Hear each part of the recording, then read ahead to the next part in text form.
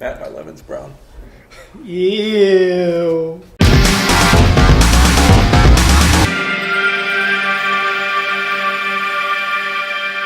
Hey everybody, welcome back to 2M Football. We're doing our second edition of the free agency frenzy. Well, not so much of a frenzy anymore as it was in week one, but our second edition of the free agency coverage show. I'm Mike, and here with me, as always, I'm Matt. Matt's here too. That's good. Woo! So we'll start by once again recapping the Is it weird starting off, being the first one to talk? Yeah, it is. It takes some practice. Yeah. It's harder than it seems when you do it. Why was that bad? No, that was good. Okay, thanks. All right, well, we're going to start by recapping all the news that's happened since our last show, last Saturday. And then we'll get into our most intriguing players who still haven't gotten that call still after 2 weeks. So we'll do it position by position. So starting with quarterback. Tony Romo's still on the Cowboys. I know that's like anti-news. That's not, like, that's the absence of news. But that's what anti means. I don't know if you knew that. Okay. So, yeah, no Romo news yet. But Geno Smith got signed by the Giants, and E.J. Manuel went to Oakland, where he'll be the backup. Nick Foles returned to Philadelphia, where he will be Carson Wentz's backup. With the running back position, Peterson's visiting Oakland, but there's no guarantee of yet. We'll get into that when we talk about our snubs. Oh, well, you said anything? Never mind. I'm sorry. God, I hate you. I screwed this up. Yeah, everything. Marshawn Lynch, potentially. No. Oh, my gosh. I'm not saying that name. Oh, that one. Latavius Murray went to Minnesota for a 3-year deal worth $15 million. And this is the coolest thing I've seen. He won't wear number 28 out of respect for Adrian Peterson, which I think is a very classy move. It's a nice move. I like it. Eddie Lacy went to Seattle. That's a name that's weird to associate with that team for a 1-year, $5.5 million deal. And he's got incentives in his contract to lose weight because apparently he's back up to 267 pounds, which raises the question, are they signing him to play running back, or is he going to play offensive line for them? It says running back on your list. That's a joke. Oh! All right. Thanks. I got you. Andre Ellington re-signed by Arizona. Darren McFadden was re-signed to a 1-year deal by Dallas. Lance Dunbar, why can't I read? Went to St. Louis. I almost said Seattle. I've made mistakes like that all day. I don't know what's going on. Rex Burkhead went to New England. I don't get that signing, but okay. Yeah, I don't either. And as I predicted way back in the Challenge Colts episode, Robert Turbine is being re-signed by Indianapolis. Try not to screw up as bad as I did. I'll try. So you have like two receiver, names. Yeah, there wasn't nearly as much wide receiver news. Kendall Wright went to the Bears. Andre Holmes to the Bills. Cordero Patterson went to Oakland, which perplexes me a little bit. They really didn't need the help at wide receiver. But it happened. Justin Hunter went to Pittsburgh, and the Vikings re-signed Adam Thielen. And at the tight end department, the longtime Packer Jared Cook went to Oakland. Well, he was actually only there for 1 year with the Packers. God, I freaking can't stand you some days. It's been a long recording session, people. It's a little loopy at the end. Luke Wilson will stay with Russell Wilson, creating the Wilson 2. Ryan Griffin will stick with Houston. Called it. Yeah, way back in the first episode we ever did. I'm trying to remember what the name of it was. Houston Has Heart. Yeah, and they have Ryan Griffin for another year. So. And I don't know what. Mike's lost it. Lance Kendricks is coming to Green Bay. That's an interesting move to me because, as it said last week, they also re-signed Martellus Bennett.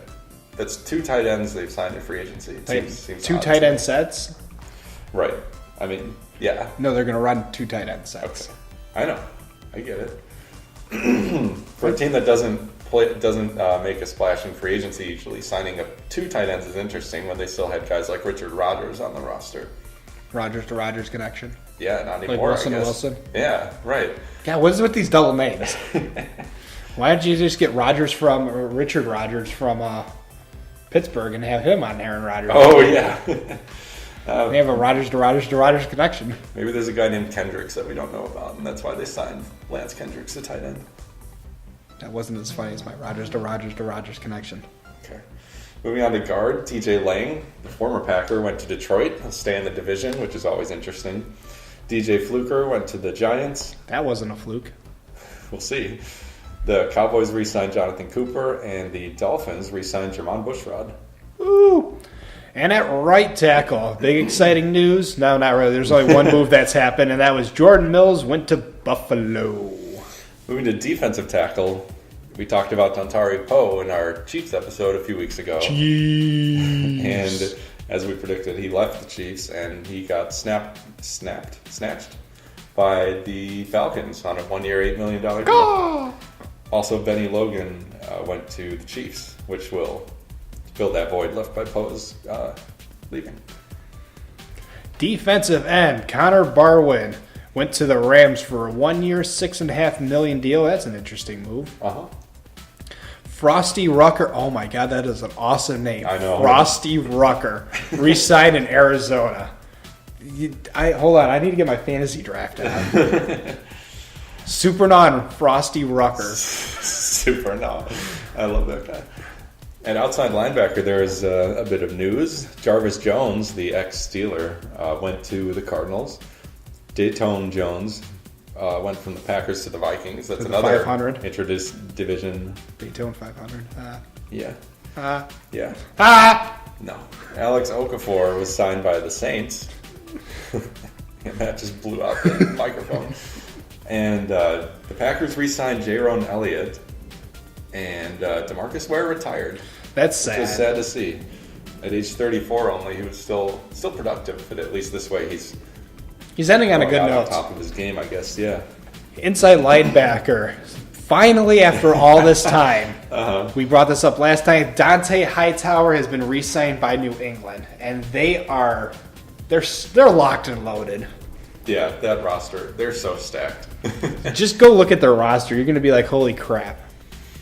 Yeah, and I think we all thought this was going to happen eventually, but he visited the Jets, he visited the Steelers, but ultimately went back home. At cornerback, there's a decent bit of news. Definitely the second tier of the cornerback talent that was on the market, but Kayvon Webster went to the Rams. The Packers signed Devon House. He's in the house. Yeah, he's back in the house. He was with Green Bay, went to Jacksonville for a few years, now he's back. The Bears signed Marcus Cooper. I like that move a lot.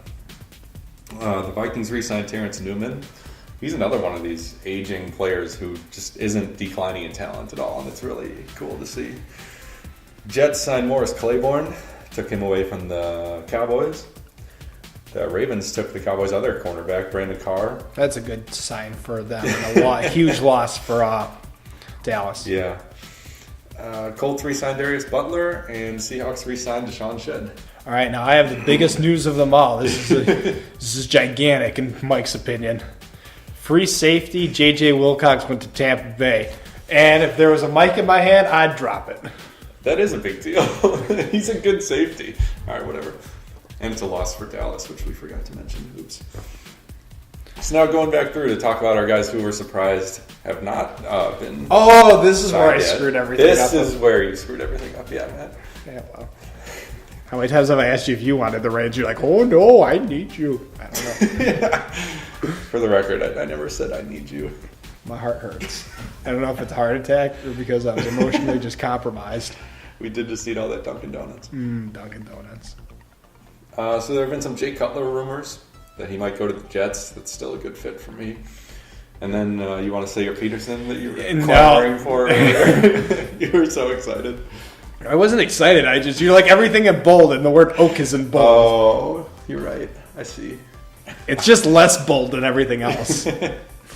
So Adrian Peterson visited Oakland, which I thought was weird because Latavius Murray, to me, is just a younger Adrian Peterson.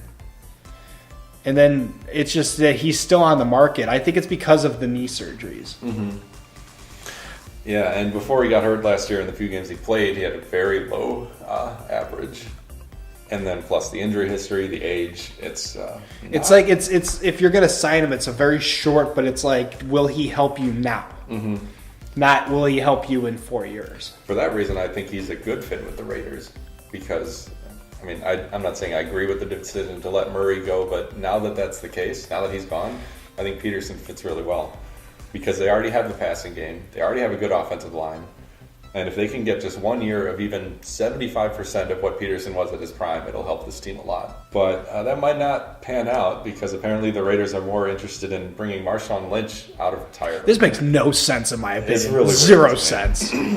You let Latavius Murray go. You don't grab Adrian Peterson. Instead, you're like, hey, this guy that's been retired for a couple of years, this old Seahawk, let's see if he can still fly. And it's not exactly a free agency move because they'd have to compensate the Seahawks somehow. They'd have to trade for his rights before he could come out of retirement and play for a different team. That seems like a lot of paperwork. Yeah, it does, and I don't know if it's worth it. So we'll keep an eye on that situation. I still think Peterson's the best fit for them. How about you take this guy? Oh, yeah, sure. Jamal Charles. Yeah. That has some struggles with him. Two A's. All. He visited Seattle even after they signed Eddie Lacy, which I thought was kind of interesting that they would still bring him in for a visit. Be nice. Yeah, I guess, since they committed to it. I don't know. But the other place he's visited that's more intriguing to me is Philadelphia. And as if you check out our Philadelphia show this week, you'll see that they're in need of a running back, so that would make sense to me. I think that's it for our running back. Surprisingly, Garrett Blunt hasn't gotten the call yet. But now that the Patriots have signed Rex Burkhead, maybe they won't bring back Blunt. I think that'd be a stupid move right now. I agree, because he was great. He's been great for them. At wide receiver, we got Kamar Aiken. Apparently teams are interested, but nobody's bid yet and signed him. Is that all our guys? I think the other ones got signed because we had Dante Hightower last week that we talked about. And there was some running back action finally.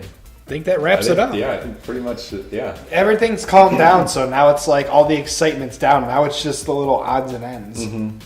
I still think Tony Romo is one of the biggest names here, but I don't know what they're going to do with him. Because remember, originally they said they would release him, and then they said, no, we're going to try to trade him. But no one wants to trade for him. And they already said they were going to release him, so teams can just wait for that to happen. I still think the Texans now. Did we ever actually talk about the Osweiler trade on here? I don't think we did. The Browns traded for Osweiler and a draft pick. So Houston is, you could argue they were without a quarterback even when they had him on the roster. But now they're definitely without a starting quarterback. So now my front runner for Romo is the Texans. And I think at some point the Cowboys will just release Romo. And I think the Texans will grab him immediately when that happens. And then he'll play 2 games, he'll get hurt, and Tom Savage will start. We'll see. That's a cynical way of looking at it. That is my way of looking at it. Okay. Yeah, I think that's about it then. All right. That wraps up week 2 of our free agency recap. I don't know how much if we'll even have enough for another episode. Maybe there'll be like a 5-minute update next time because things have trickled off. Mm-hmm. But we're getting closer and preparing for the draft. Draft. Woo! Draft. Yeah, draft. Okay. That was more fake than, never mind. Not going to finish that statement. But thank you guys all for being a part of this. I hope you're enjoying your day. We're having fun over here. And let us know if you found any interesting trade moves in the comments below. Click that thumbs up for the like. Subscribe to keep up to date as we progress through our week. Mike's single? No, I'm kidding. He's taken. Sorry, ladies. I thought you were impressed that I stood it on its edge. No. Okay. And we will see you all next time. See ya.